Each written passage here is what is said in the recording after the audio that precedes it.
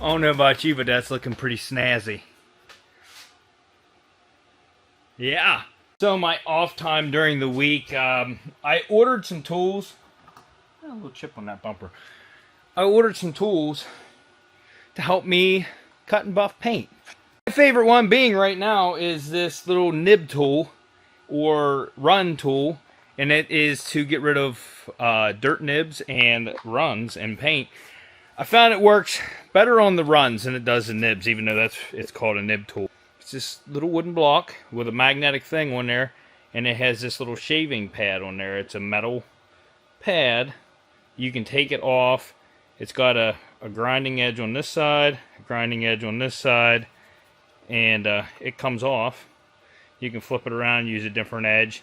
Both edges are the same, but I just used this, ran over the runs, and it shaved them down until I could see that it was shaving the area around the runs, and then I buffed it after that. So I did all the major runs, and then another thing I ordered was a little hand sander thing. I guess it's just a little foam block with Velcro on it, and then they give you a whole bunch of different sanding pads from 400 up to 3,000. So shaved it down with this, then hit it with like 1,500, 2,000, 3,000, and then hit it with some compound with a little small buffer right there. And this is where the major run was, and now you can still slightly see it. It's significantly better. It's right here. So, you can tell. You can tell. Before it was like night. It really stuck out. And then I got some that were in the middle of the door over there, and then I hit that one that was on the edge of the door down there, and they all turned out way better. And then I tried to do like dirt nibs with it, and it was gouging the paint. I thought it was gouging the clear too much. So I think for like dirt nibs, I would rather use sandpaper and do it that way. But this thing was awesome, and I got it on Amazon, and it was cheap. So I don't even remember how much it was, or just look up dirt nib or paint run.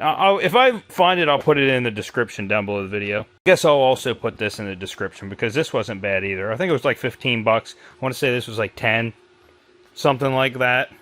But to fix the runs like it did, I like it a lot. But anyways, these doors are almost done. Minus, I need to put the door cards on. I did bolt that stuff in. This handle took me a little bit longer because I didn't realize I had to get in and pull the latch down before I put the handle in. I pulled the handle after I put it in there, and I had nothing. So you had to get the latch down. Like when you hook the handle in, it has to hook the latch. So it has to be pulled. Whatever. It's in. It works now, I believe. Oh, yeah. Nice. This one was different. You had to take the whole latch out to bolt this in. Oh, that was another thing. That wanted to cross thread, so then I had to take it off and tap it and then run a die over the bolt. Yeah, I had it on there, but it was loose, and I was like, that ain't right. Alright, cross threading on this Subaru has been great.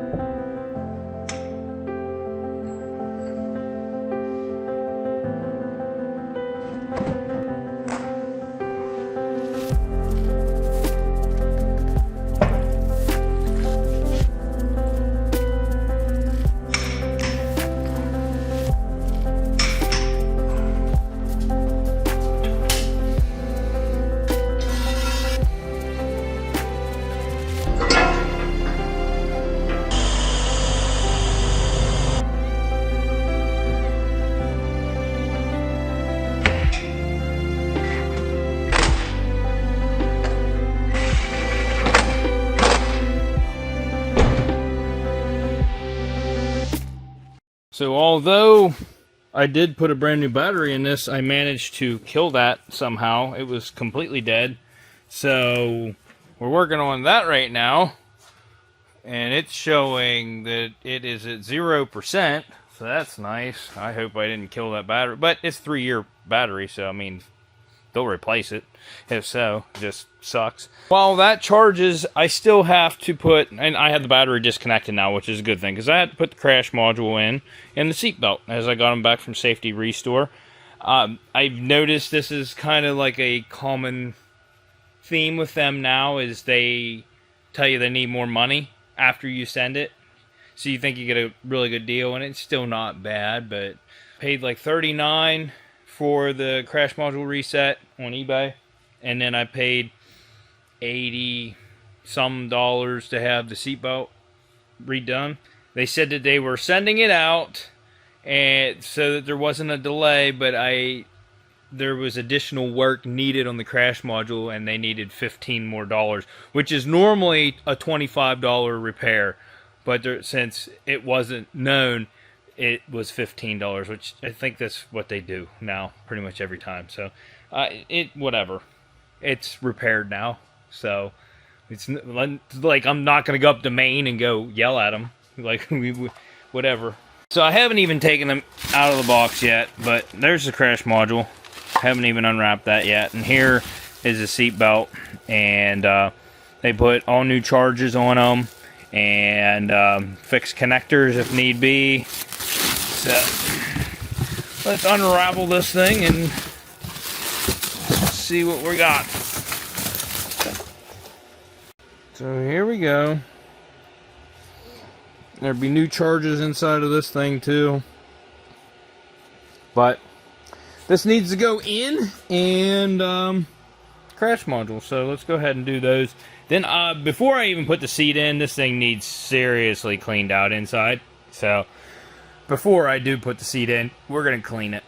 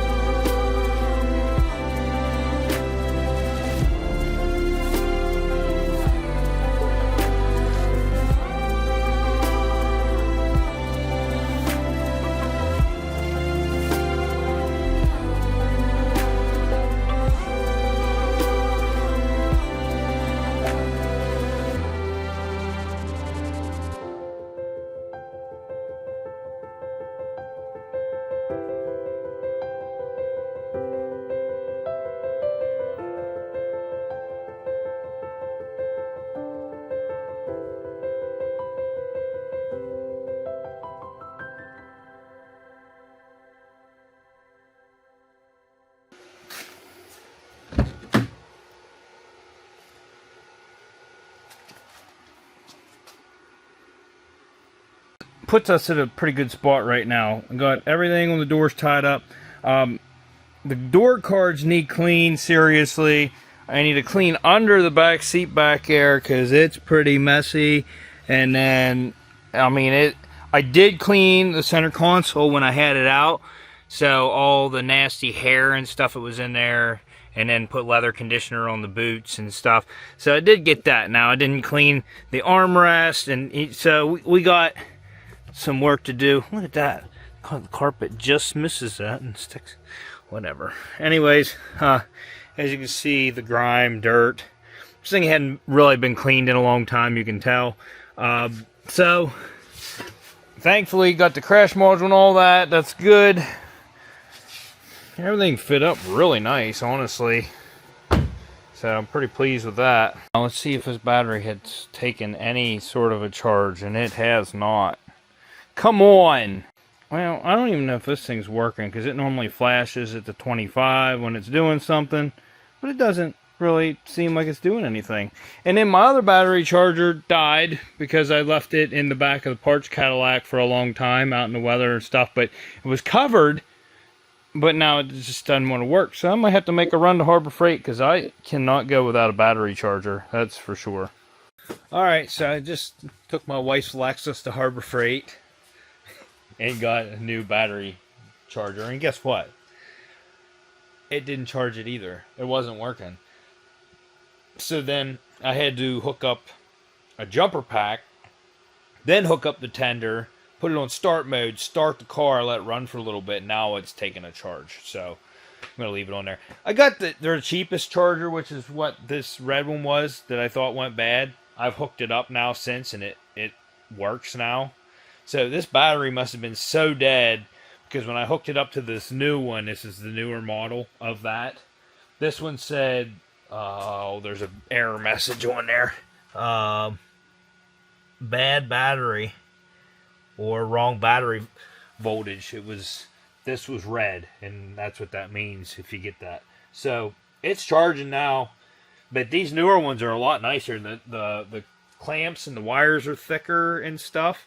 It's also more money. I think I paid $20 for that one. This was 50-some bucks. And then when I come out of Harbor Freight, there is two dudes standing outside the Lexus taking pictures of it. It is. It's a head turner. It's freaking. It's on a whole nother level. It's a nicest car I've ever driven. Period. I'm just going to clean the passenger area, the passenger floor and stuff up right now. Then get the seat in. And I got to clean the seat up again because it got dusty. Even I had it covered, but it got dusty. So let's get this all cleaned up.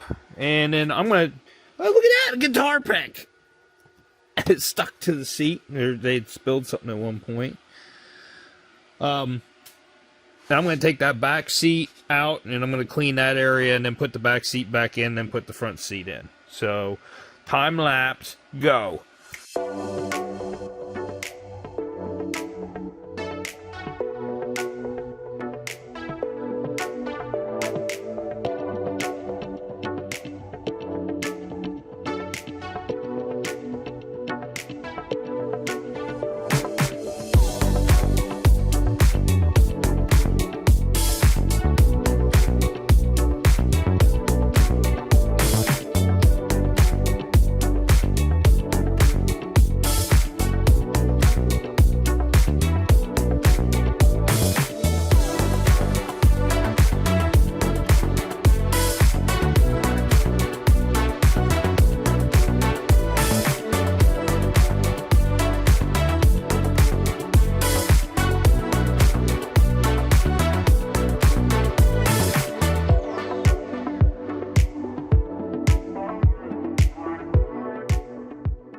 Well, I was going to call it right there, but for tonight. But I think we're going to get in. I'm going to see if the vehicle will start. I have it on slow charge, so that's not going to affect, whether it starts or not. So I'm going to go in. Well, I got to hook the battery up first. And then we need to see if there's any codes, because I got everything plugged in now. And I might have to hook my scanner up to clear some stuff. But we do have a clean module in, so hopefully we don't have any errors. So let me hook the battery back up and we'll get inside and see if we got any messages. If there's no messages on the dash, I'm not even going to check the codes for now. Alright, so we know we have power because the four-ways are on. I must have bumped that at some point. Let me get in here and make some room. I haven't cleaned the passenger or the driver's side yet, so it's a mess. We're going to start it. Hopefully, we'll start it. And see if we got any errors.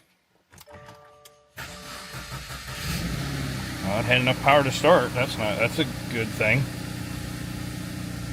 It appears the car is happy. Oh yeah. Fleetwood Mac and CD in. That's a hill assist light that's on, seat belt, and then when it's cold you have a coolant light. So yeah, the car's happy. So I'm not even going to hook the scanner up at this point. Maybe later, but I got to drive this out to Mexico, which will be the next video, to go get the fit to bring it back. So alright, I'll see you guys tomorrow when I've finished cleaning this, because I still have a lot to do. That's probably why the battery was dead in this thing. Look, that was on. Yep, You know what, fellas? I normally don't pay much attention to what Punxsutawney Phil says, but this year I think he nailed it. Early spring, here we come. That means we can wash the car. I already did wipe down this side of the car, not because I was cleaning it, but because that blue sticky stuff that they had all over the side, the vinyl, left a whole bunch of residue on this car. It was tacky. I used acetone on microfiber and wiped it all off. I also took all the paint markings off the glass. So we got that done. So I just need to finish cleaning the driver's side, and then I'll show you what it looks like. There's no use in me videoing that because all it is me vacuuming, and you already just see me do a whole bunch of that stuff. So we get that together, and then we'll get her out here.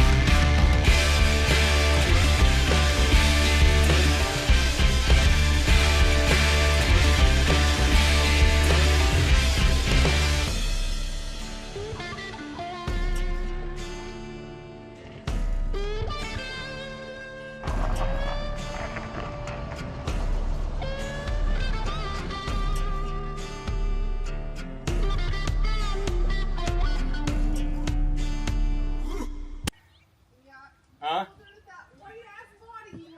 You see something you like over here? Huh? Yeah.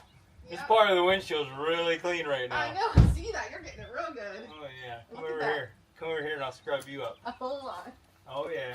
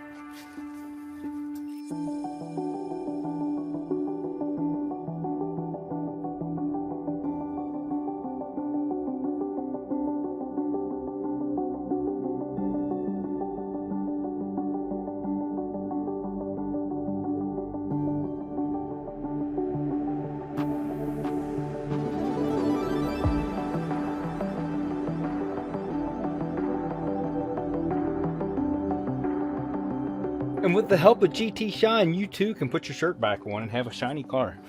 But anyways, I am really happy with the way this thing turned out. If you would have asked me, what was it, 5 years ago before I started painting, that I'd be able to do body work like this and paint work like this, I would have called you a liar. And the wife pulls in with her car trying to show up the Subaru. I'm sorry, but Subaru looks pretty dang good. I mean, okay, that thing looks good, sorry. But that's going to be the end of our video. So if you like this video, smash that like button, consider subscribing. Hit that dislike button if your mom wants to try to show me up on my car washes. Send them an email, unwracked@yahoo.com. And we'll see you in the next episode of Unwracked.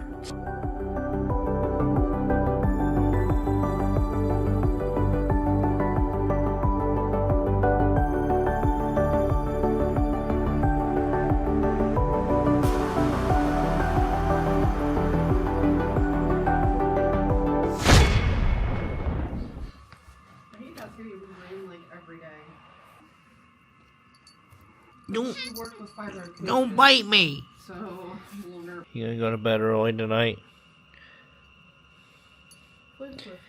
He's freshly bathed. These Maine Coons, they get stinky. We had to bath them. Where are you going? Hey, don't be back here chewing on cords.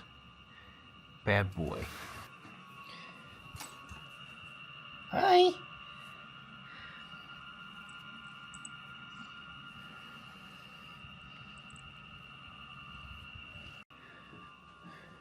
You hiding over here? What are you doing? Is this now a cat stand? You're so soft when you're freshly bathed. Yeah. You want to say bye? No.